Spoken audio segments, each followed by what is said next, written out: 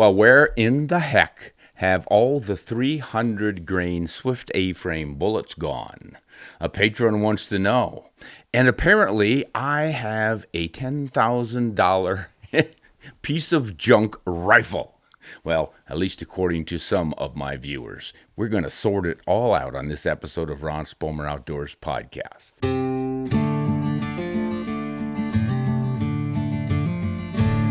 Welcome, everyone. Once again, we're going to start with a question from a patron. This is Jonathan, and he's wondering where the heck the Swift A-frame bullets that he loves have gone. He says, "Hey, Ron, all is well here in Wyoming. Help me find out this solving a mystery here.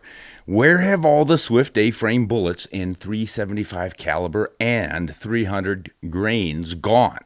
They have literally vanished like the dinosaurs." That suggests that you start digging. Wyoming has a lot of dinosaurs. Maybe you could find them underground. Just kidding, of course. Of course, Jonathan continues, "I know that mono bullets are all the rage and for many good and logical reasons.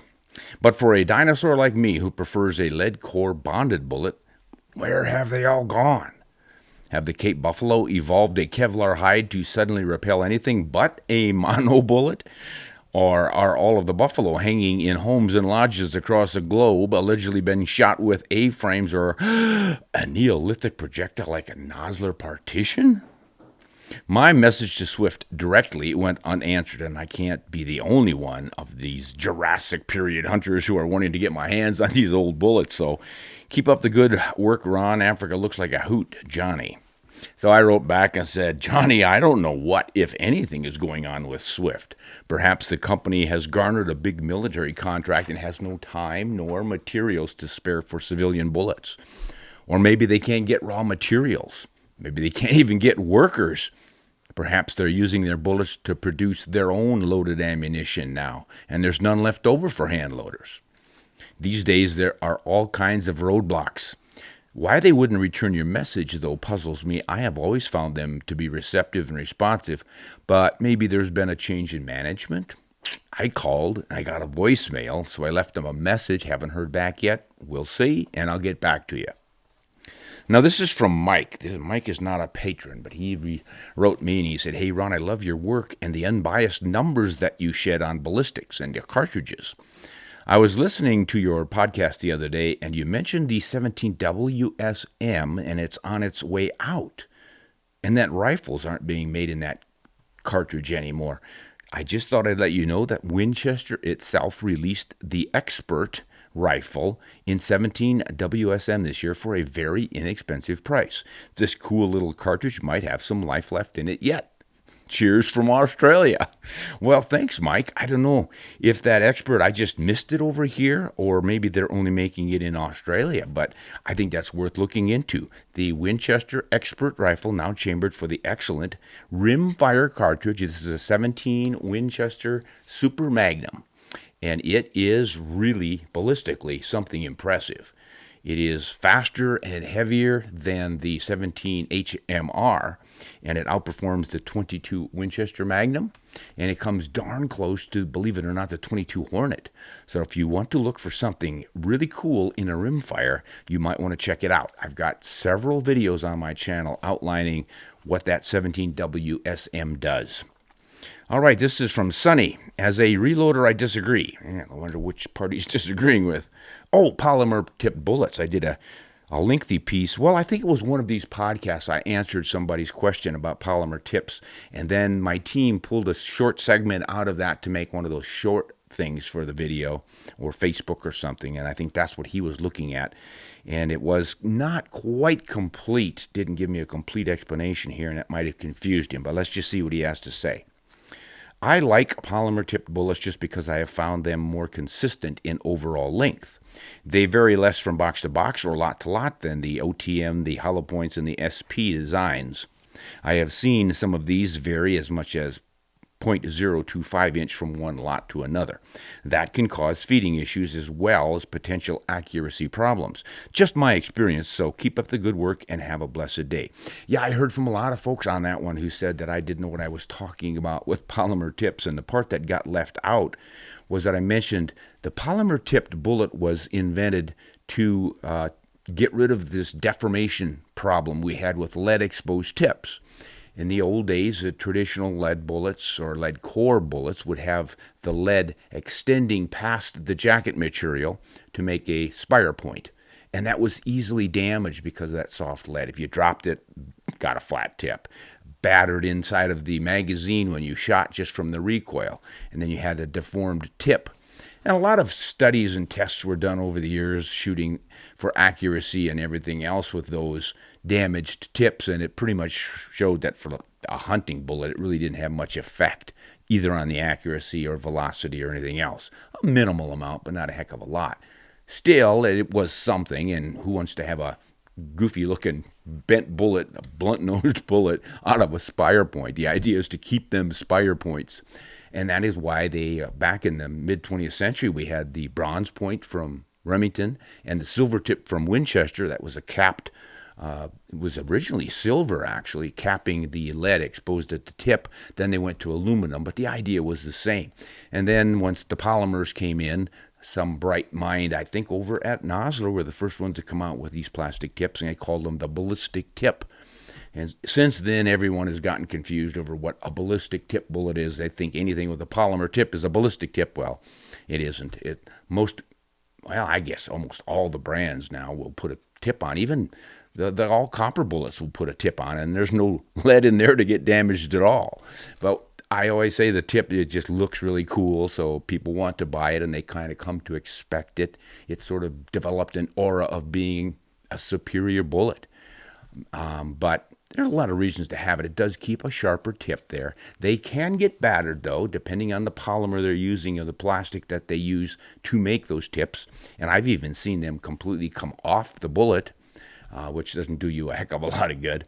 But when working as they're supposed to, they do add a little bit higher BC. They keep a really nice sharp tip on the bullet, and they don't deform nearly to the degree that the lead-tipped ones do. So there's a lot of value in those. But I got to talk about a little bit about this length thing. The bullet length. As a hand loader, you're concerned about bullet length, so you get your cartridge overall length by seating your bullet to a certain depth. But if you measure from the base of the cartridge to the tip of the bullet, you are not going to get consistent seating depth on that bullet because the tip length varies a fair amount. And what he's saying is that these are more consistent than a lot of the other ones, especially the lead-tipped exposed types. But I have noticed over the years that even these tips are not all that precise all the time. And the safer and more effective way to measure your bullet length for your seating depth is at the start of the ogive, where the shank begins to bend and flow into the curve of the nose. Get a reading off of that and use that for your seating depth. It's much more consistent than the tip of the bullet. So a little tip for you hand loaders out there. Now this is TJ. Says, oh my goodness, he's getting into the Park West rifle. We've got to jump on this one. I have a bunch of these. I'm going to read, I think, a bunch before I answer them. I've been doing some work with this fancy new SD10 rifle that Betsy helped get fancied up for me. I always wanted one with a little upgraded wood and a few other treats, and she, behind my back, had them do some case color hardening on it and kick the grade of the walnut up one. I mean, it just came out an absolutely gorgeous rifle. And I've been having a lot of fun with it.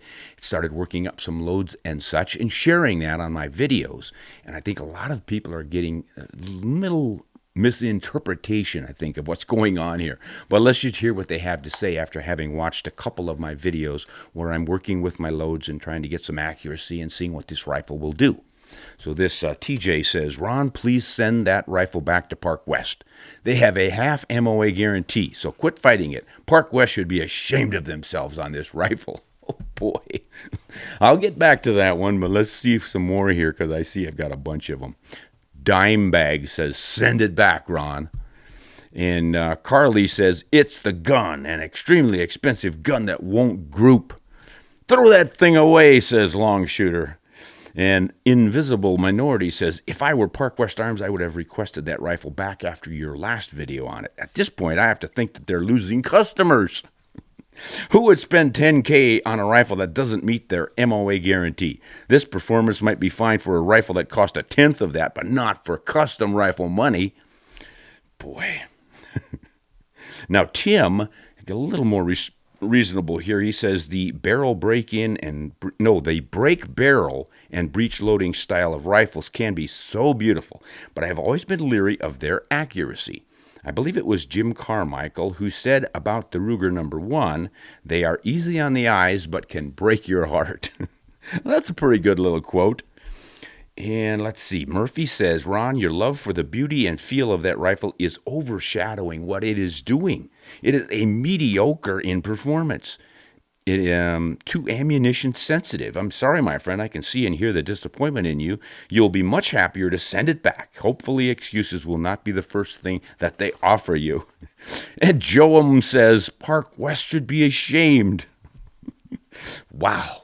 So, guys, before I get to more of these, a little more positive letters, I think a lot of you are misinterpreting what's going on here.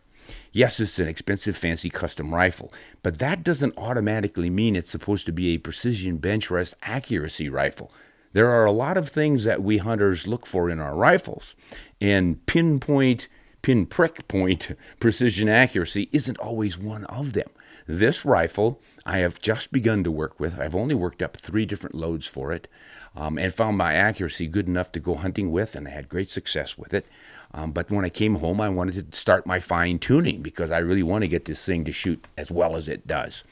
And the manufacturer, Park West Arms, they always shoot their rifles, test them out, and they got some 1-inch, just slightly under 1-inch groups with some loads, and thought, good to go. And I agree. I have gotten a couple of sub-MOA groups with it as well, but I'm looking for that consistency and the perfect load. But golly, when I've only tried 2 bullets in my hand loads and 3 different variations of powder charges, you can't expect me to have hit the jackpot on those tries. So don't misinterpret that. I will not send a rifle back after just having worked with it that little. And this particular one, I think, Park West should be very proud of, not ashamed of, because it is absolutely beautiful, for one thing, and well built, tightly built, perfectly functional. Everything about it is just absolutely wonderful. And even in its worst groupings here with this 131 grain hammer bullet, it's shooting 1.5-inch groups. And in the real world, that's a lot more likely from almost any rifle than all of these claims about shooting half MOA all day long. I hear that all the time from every inexpensive plastic stock rifle out there. And probably it's true that there are a few that do that, but you guys are making it sound like drop $300 on the cheapest rifle you can find at Walmart and you're going to have a half MOA rifle. And I got to say, those are darn rare. And another YouTuber, Jim Harmer at Backfire, has investigated this MOA stuff. And he got to the point where he invited people to come over and prove it. Put your money where your mouth is. Only he upfronted the money to get them out there, just to get them to shoot so he could make a video. And I watched several of those, and these guys who claimed that they were shooting half MOA all day were not coming anywhere close to it. I think Jim even offered them a prize money for somebody who could do it, and they weren't achieving that. And the other thing I've noticed over the years, and I still see it, just the other day, a new rifleman, American Rifleman magazine came in, and I glanced at one of the rifle reviews of the average group size. And it went from, if I remember right, there was one load that just broke MOA, and the others were 1.5-inch-ish. And as I look back through those magazines, I see that pretty much all the time these rifles are grouping. 3-shot groups, somewhere from 3/4 MOA on one of them up to, with different load, different ammo, 1.5 inch, sometimes even 2 inches, 2.5. And that's more real world performance in my experience. So take all of this MOA stuff with a grain of salt. Sure, we'd love all to have it, and better if we could, but don't go rejecting your rifles after the first couple loads you try because they're not hitting that mark. Remember what these rifles are for. If you're hunting deer-sized game, all you have to hit is a vital zone that's about 8 to 10 inches in diameter. And a rifle that will a group a lousy 2 minutes of angle is going to land in that spot if you do your part out to 300 yards. So that's a whole lot different than expecting it to hit a 3-inch target at 1,000 yards. This SD10 single shot beautiful rifle that I ordered was not, in my mind, going to be pinprick accurate and shooting at long ranges. I'm going to hunt with it out to 300 yards, maybe 400, and it's going to be an absolute delight because of its trim looks and style and weight and balance and all the wonderful things that some of us look for in a rifle beyond just being super accurate. However, if you have a plastic stock $300 or $400 rifle that you love and it shoots the way you want it to, you've got it. Keep it. Enjoy it. All of us have different desires and demands, I think, in our hunting tools, from our boots to our hats and everything in between. I don't go around condemning anyone's rifles because they don't match up with my standards, whatever those might be. So just keep that in mind. And guys, you can feel free to criticize me for having a silly, expensive rifle that is only a single shot and only groups 1 to 1.5 inches with the 2 loads that I'm working with right now. But stay tuned. I think we're going to get that thing shooting pretty consistently at minute of angle, or maybe even a little better. But give me some time to work up my loads. Now, let's see some other perspectives from guys. I know there were a few guys here were sort of had my back, shall we say. Let's see now. Sensi says, why? And he's responding to some of these people saying that I should junk this rifle and send it back. He says, why? This is a super educational video for everyone involved. If I buy a car and the company guarantees that it'll go 200 miles an hour, that does not mean that I can handle that car and drive it at 200 miles an hour. Maybe with time and practice, yes. Peter Kraft says, from what I'm seeing, it's a lot of armchair specialists complaining. It's a lightweight hunting rifle in 7mm Mauser, so it's going to recoil. And it's a falling block. It's not a bolt gun. It can't be floated. Ron is on the money. Load workup and projectile choice is all that's needed in this situation. Bingo, Peter. I agree exactly, and that's what I'm doing. Ambien says, I enjoyed this video, Ron, as you gave a detailed explanation of how to tighten up a group and methodically go through the paces. So good luck. And F1 guy, I'll bet you that's F1 guy. Would that be a fighter pilot? Hi, Ron. Have you tried shooting the rifle only supporting the action with the front rest? That is a good point. The fore-end wood is attached directly to the barrel, so any fore-end pressure transfers directly to the barrel. This can cause both barrel deflection and changes to barrel harmonics. For zeroing, I would probably shoot it off bags, but holding the fore-end with my hand as you would in the field. And I've spoken about this in a few videos too. Rather than have your front end resting on a hard surface or a soft surface, always get your hand beneath it and then have the back of your hand on that hard surface or soft surface. And the consistency of your hand will help with consistency on the vibrations and pressures against the stock, which then go to the barrel of the rifle. And a lot of folks were telling me I needed to free float my barrel and glass bed the action. And you can't do that with his rifle. As XF1 says, the fore end, minimal as it is attached to a little bar that's part of the barrel or brazed onto the barrel. So you've always got that touching pressure, and it's one of the things you have to learn to work with these single shots. That's what's kind of plagued the #1 Ruger all these years. Guys eventually figure out how to work with that. The Ruger has a hanger bar sticking out from the action to hold the fore end, and you can work some pressure tricks with screws and stuff on that one. So yeah, it's a little bit different than your standard bolt action rifle. Now here's Jim with some ideas about eyeglasses when you're zeroing your rifles and such. As a wearer of glasses, Ron, I changed something that I'd like to share with you. I recently got into .22 long rifle precision 50-yard target shooting, and I took a tip from when I'd shot competitive archery. Your glasses, if not held in the exact same place, can bend light and change your impact on target, like what you experienced with the parallax moving the crosshairs around. What I did recently is take my glasses off, adjusting the ocular eyepiece for my naked right eye, and I shoot with regular shooting glasses. it eliminates another variable, and that can save you time and money in the reloading room. So give it a try. It's free. Gorgeous rifle, by the way. What kind of wood is that? That is exhibition grade English walnut. Lots of marbling in it. And Betsy, that's what she upgraded to from kind of the standard. I think the standard is triple X, which is pretty outstanding walnut too. But you step up that next grade to exhibition, and you get the best of the best looking walnut. If you like a lot of figure in your gun stocks, that's the way to go. Now here is a good observation by Brian, and I was wondering when someone was going to notice this, because I did. When I was shooting my last video with this S10 rifle and shooting my groups, I noticed that the first shot of every series of 3-shot groups was landing pretty consistently in the same spot. And I looked at the targets and looked at those and thought, that is a sub-MOA first shot group. Brian writes in and says, if you overlay the first shot of all your groups, it's 3/4 MOA. That's pretty good for a single-shot rifle. First shot counts, right, guys? All right. Now, here is Rhoda Australis. The first thing to do, Ron, is stop listening to the guys who tell you that their rifles shoot half MOA, especially with the kind of rifle that you have there. You've said yourself that these kinds of rifles are not bench rest rifles and were never intended to shoot that way. Truth is, even if your rifle did shoot 1/2 inch, you'd never see that when you're shooting off of sticks or off in the field.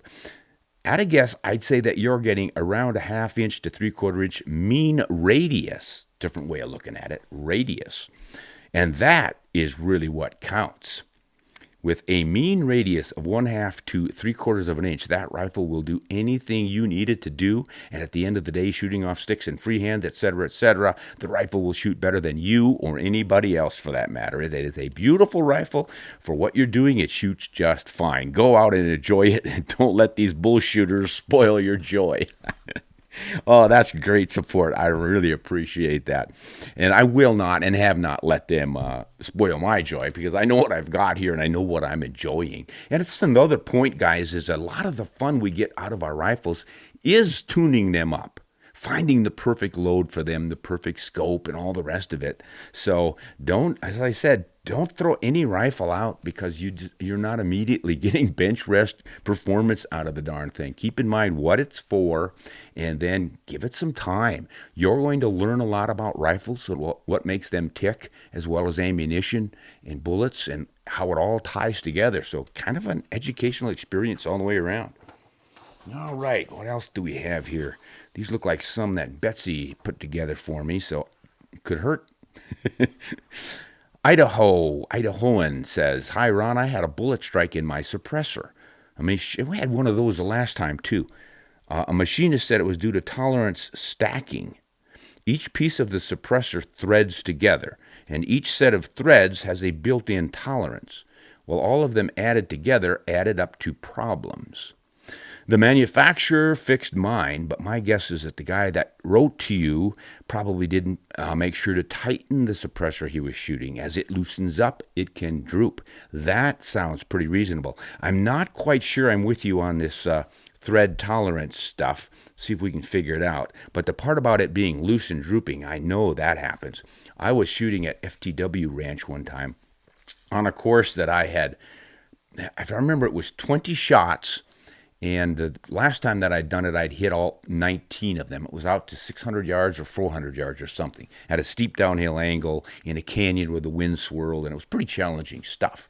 But I pretty much had it figured out. So the next time I was there doing that same course, I was pretty cocky, man. I've done this one before and got 19 out of 20. So here we go.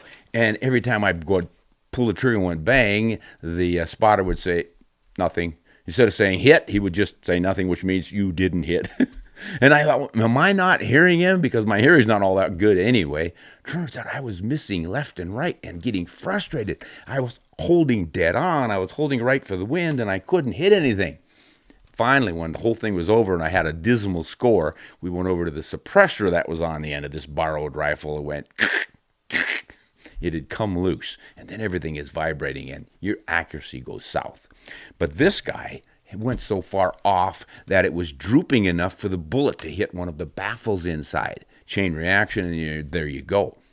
But the question I have is about this built-in tolerance thing on the threads. Now, I think most of us understand that female threads and male threads, when you put something together and you thread it, there's some wiggle and wobble in it, depending on how tight those threads are, how precise they are.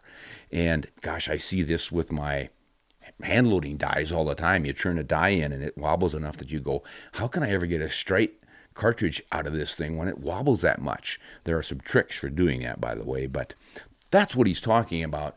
But I don't quite get how this stacking thing is going to make that get worse. So someone might have to explain it a little more thoroughly for me, but something to watch out for if you guys are working with suppressors. And I do know that not all of them are suppressor threaded together one after another. Some of them can come apart like that, and you can change the length and the size of them, but other ones are fixed. All right, Byron, kind of a stupid comparison unless you're using the same weight and style of bullets. You do that at a 243 will outperform the 6.5 Creedmore. Oh, that's responding to one of the podcasts. Someone asked me what would be the better performer, a 243 Winchester or a 6.5 Creedmore.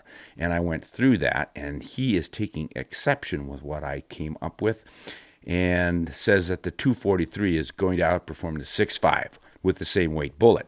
I wrote back, Byron, there are no stupid comparisons, just poor choices. Comparisons help us to understand things once we understand muzzle velocity, bullet weights, muzzle energy, ballistics coefficients, and resulting velocity decline, wind deflection, and remaining energies at various downrange distances. We can accurately assess projectile performance for particular needs.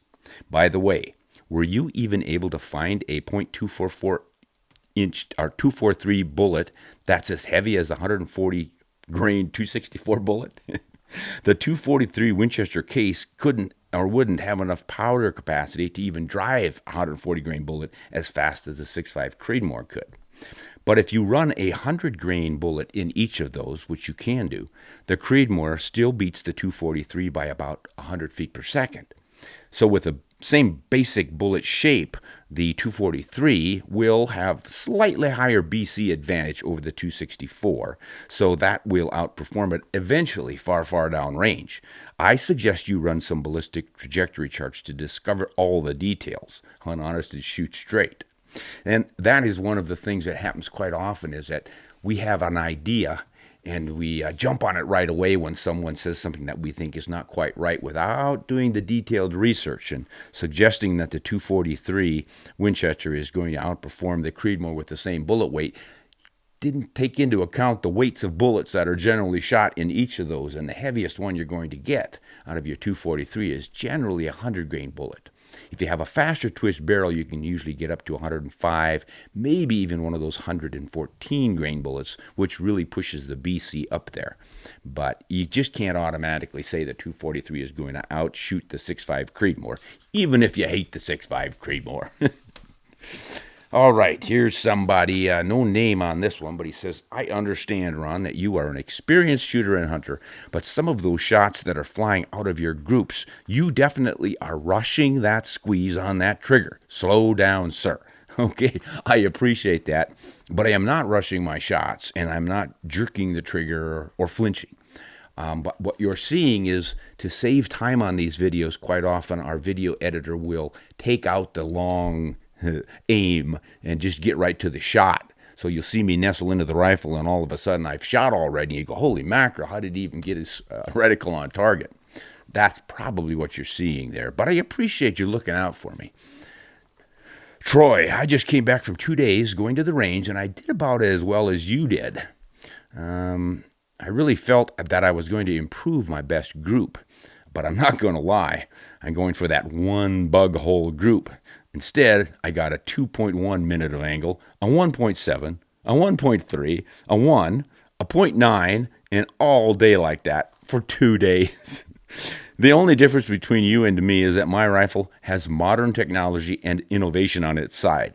Oh yeah, and I use a different set of disciplines than you do for shooting, but I get the same results. I don't know, maybe we are just hoping for too much out of our beloved rifles. What is a sign that we should move on or upgrade? Hey, that is a good question, Troy.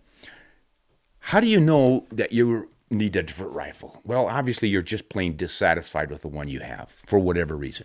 I have gotten rid of rifles because they weren't smooth in their action, or they felt clunky. They were too heavy. They were too wide. Sometimes because they couldn't shoot, but generally I can get a rifle to shoot.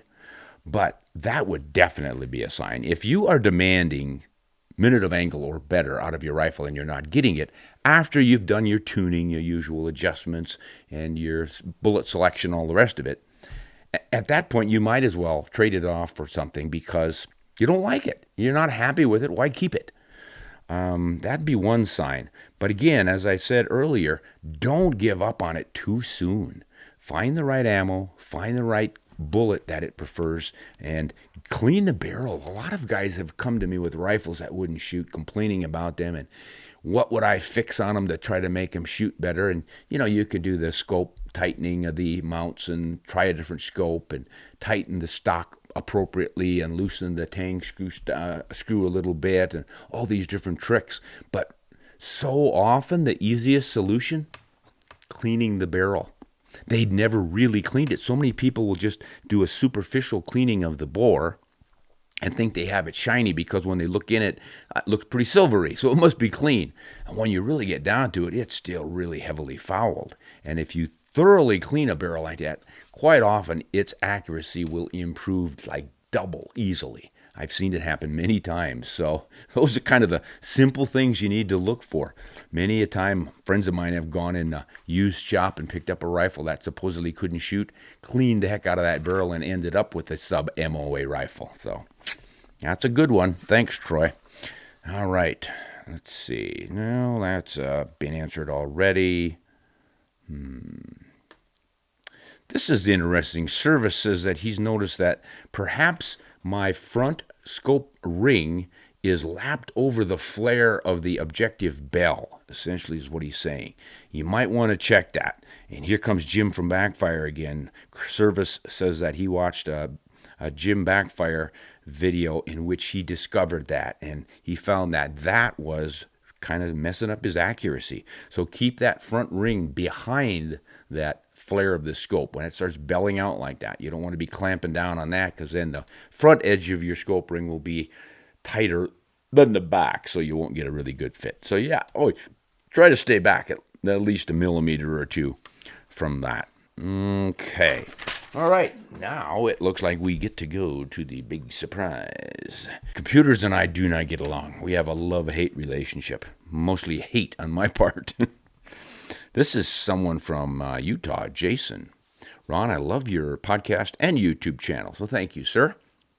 I'm dreaming about building the quintessential American hunting rifle and doing nearly all of the work myself. Cool. I wonder if you might weigh in with your thoughts on my component selections. All right, I'll give it a try, buddy, but I'm guessing if you are a competent machinist, you probably know more than I do. Receiver, the Remington Model 700. Yeah, that's kind of a standard for doing it yourself kind of thing. Easy to work with, lots of parts for them. Good choice. The barrel, a medium contoured 26-inch, 4-groove right twist, 1 in 11. Oh, cartridge is a 30-06. Right now, I'd say, gosh, I'd go with 1 in 10 on that 30-06, unless you're not figuring to shoot more than a 180 grain bullet. But with some of these new high BC bullets, are getting pretty long if you want to stabilize those. But you probably know what you want for bullet weights. So if you think your twist rate's going to be all right for the bullets you select, then go for it.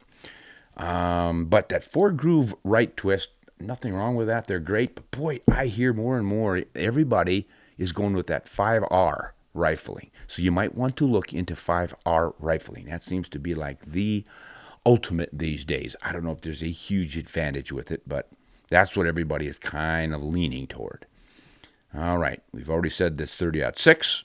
Freedom Seed. Well, Freedom Seed is code on YouTube for the thing that comes out of the barrel. The part that flies downrange. The part that is really doing all of the work. The part around which the rifle and the scope and the case and the powder and all the rest of it is just sort of a launch pad for. So he is choosing some sort of a 200 to 220 grain, wow, and perhaps the Sierra Game King. Well, there again, I'd be going with a faster twist. And, 1 in 10 should handle the 220s, but boy, if I were thinking of going up that high with those long ones, I'd probably go 1 in 9 twist. Magazine, 3 or 4 rounds, internal blind box magazine. I like that. A lot of people don't like blind magazines. That means there's no floor plate underneath. The bottom belly of the stock there is just solid all the way through. You load and unload through the top. I have a lot of rifles that do that. Saves you some weight. Never have to worry about the hinge coming open and the floor plate falls and all your cartridges go out. I had that happen to me once. So yeah, cool. That'll save some weight too. Stock. For his stock, he wants ebony with perhaps a quilted maple 4-end tip. Ebony? I don't think you can get an ebony stock. I mean, can you get full wood ebony? I've always seen the little front 4-end tip that you're talking about is ebony. So you're thinking you're going to have a walnut stock, you're going to put an ebony tip on it and inlay some quilted maple. That's an aesthetic thing, and if it's what you like and you know how to do it and it looks good, go for it. But I'm assuming you're just going to have a walnut stock of some kind.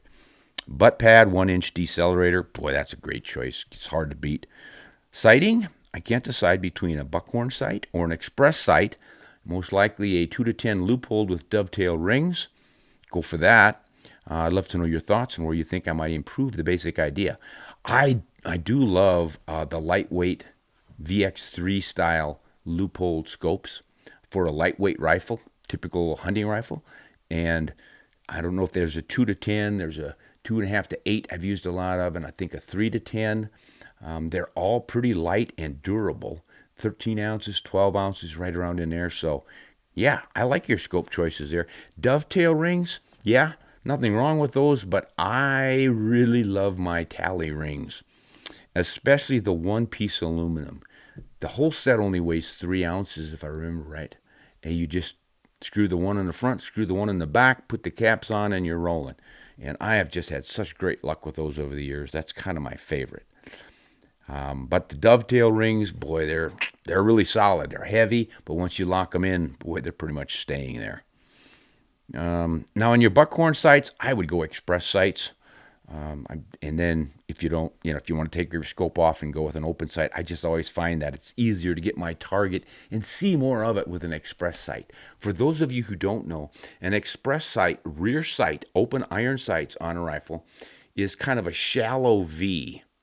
The notch is fairly shallow. There's often a white line or a gold line in front of it to help line you up with the center to find the front post.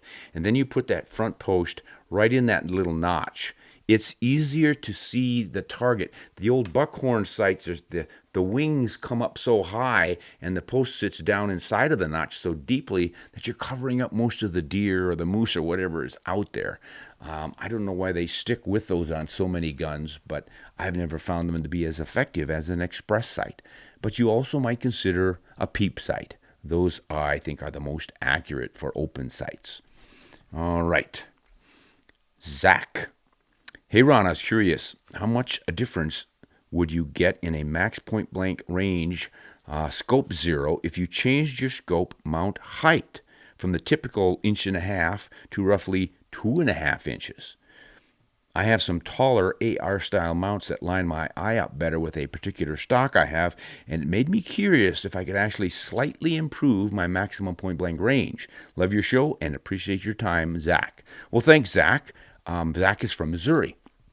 We're going to have to show him, but I'll just tell him, Zach, you are not going to see an appreciable difference. I have run the numbers on that several times, wondering the same thing. And as I recall, moving it from 1.5 to 2.5, at 200 yards, you might have a 1/4 of an inch difference between the two on your drops and stuff. And then at 300 yards, you're still right around that, a 1/4, a little bit more. And if I remember right, at 400, it was a 1/2 inch, and at 500, it was finally an inch difference. So as you go down range, it does start to matter more and more. But for me, man, once I'm at 500, you're pretty much done with my hunting shooting. Now, if you're steel target shooting and whatnot, then it's something to think about. But you're probably not going to be using your maximum point blank range and hold over things that way. So yeah, a quarter inch to an inch over hunting distances, you can ignore it. So don't get too worked up over about how high your sight is over your barrel. Right. Alabama, Roy. Sir, I am looking for a bullet that will exit almost every time from a 6.5 Creedmore. Well, I've found that my 6.5 Creedmores, if I have powder in the case and a good primer, they will exit. But I have a hunch you're talking about the bullet striking game and exiting, right? Let's keep reading and find out. I have tried several and all have failed to provide a good blood trail. Yep, that's what he's talking about. I have used several cup and core and even my favorite Spear 140 grain hot core. I got complete penetration but lousy blood trails. I hunt in deep swamps and I am tired of trying to find blood on my hands and knees. Well, I usually get blood on my hands and knees when I found my deer and I get down to field dress him. But I think you mean you're on your hands and knees looking for blood, which is not as much fun. I hunt in deep swamps. Okay, I'm loading the 127 grain LRX. That is a long-range X bullet from Barnes, and we'll give those a chance. Sounds like he hasn't shot anything with them yet. That one might work for you, Roy. Maybe next one of the Noslers. I'd like to know what you use. I've lost 3 deer in 45 years of hunting with various cartridges, but now I've lost 3 just with the Creedmore. Any suggestions and thoughts would be greatly appreciated. Thanks in advance. Wow.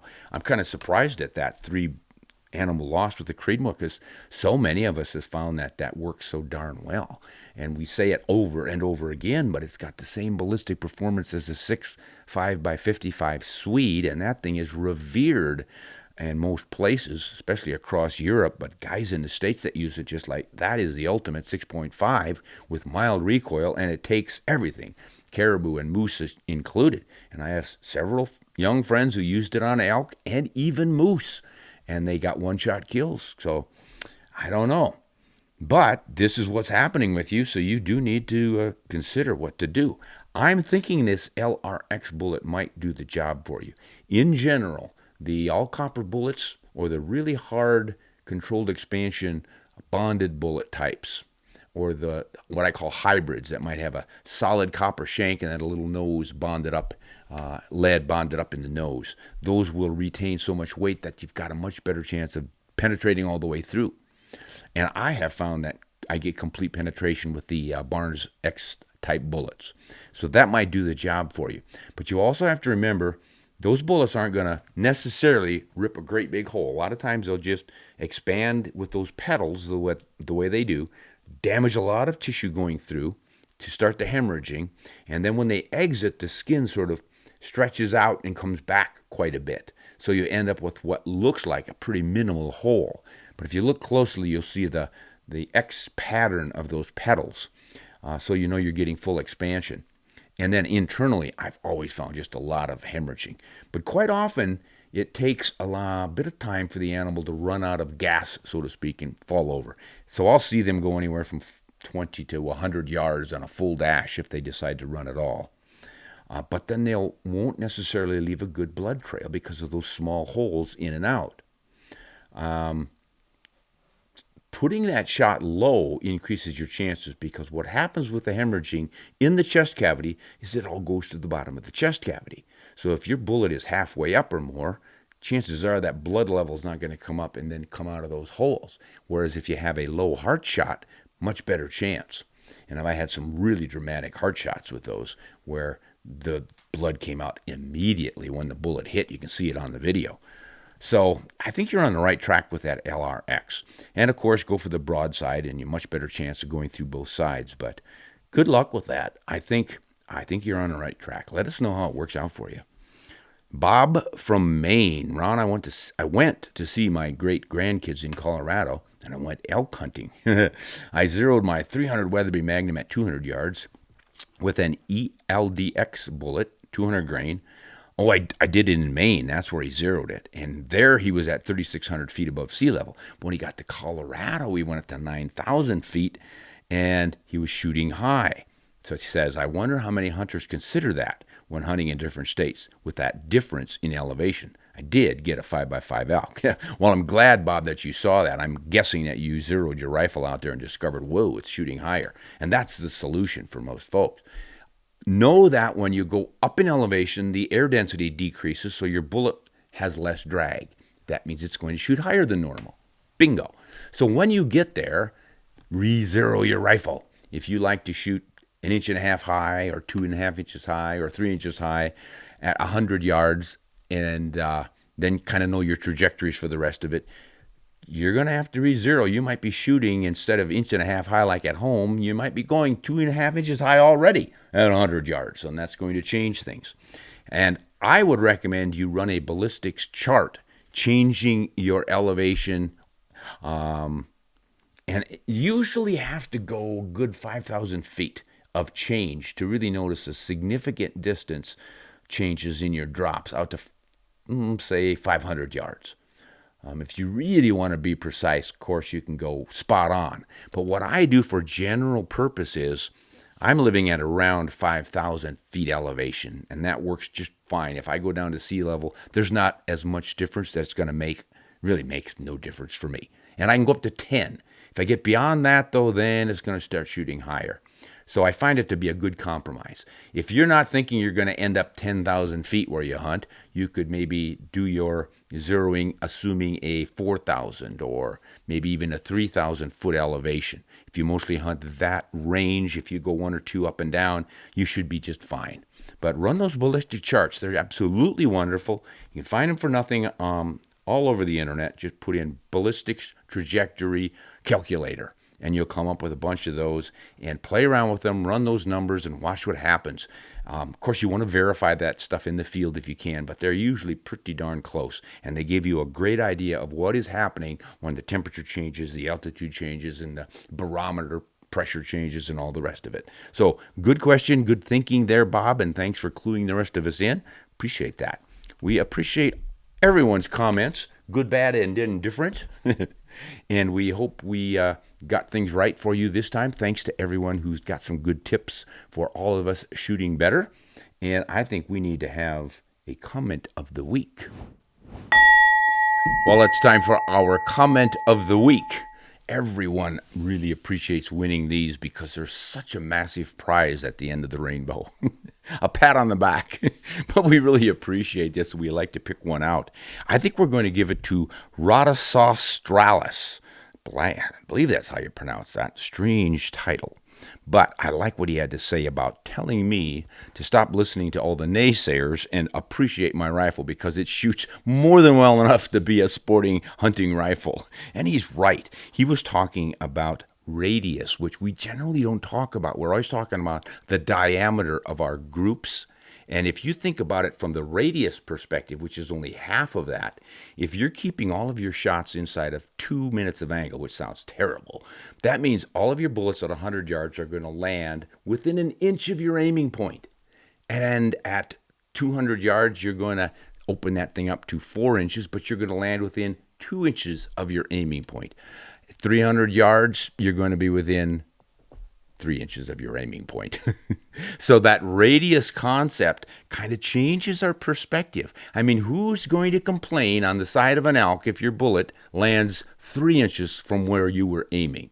You've got a dead elk. So good pragmatic thinking there. So we really appreciate it. You are our commenter of the week, Rhodosostralis. And we cannot let you go without slapping you upside the head with another ad. It's the books. If you guys are interested in 7mm cartridges, this book covers all of them. I, again, have forgotten how many. I think I've got 62 or 67 different 7mm cartridges in here. All the extant ones that you can go down and buy ammo for, but a lot of proprietary cartridges and wildcats and obsolete ones, cartridges that flashbang, here and gone, and some of them are really remarkable. They were essentially cartridges that are real popular today, but they had a couple, 2 or 3 starts with minimal differences in their dimensions, and they didn't make it. Then all of a sudden one year somebody gave it a new name and off it went. It's pretty fascinating stuff when you look at the history and the developments. But the Predator book is all about calling and glassing for and otherwise hunting the predators. If you're in an area where you've got a lot of predatory pressure on your game and you need to take care of some of those there's a book that'll tell you how to do it. It's a fairly old book by now. It was published in 2012. So there are many cartridges that I was not covering in here because they didn't exist at the time when I wrote it. But I covered all of the then current Predator cartridges from the 17s on up through the 25s. I think I even got into 270 Winchester. So if you want to find out how to hunt predators or how it's worked for me over the years, there's a book you can grab too. You can get either one of those on Amazon, or you can spend more money and order it from RonSpomerOutdoors.com, our website, and I will autograph it for you. And I'll even write something cool in there like, boy, I wish we could go hunting in Africa again. Even if we've never been there, they'll never know.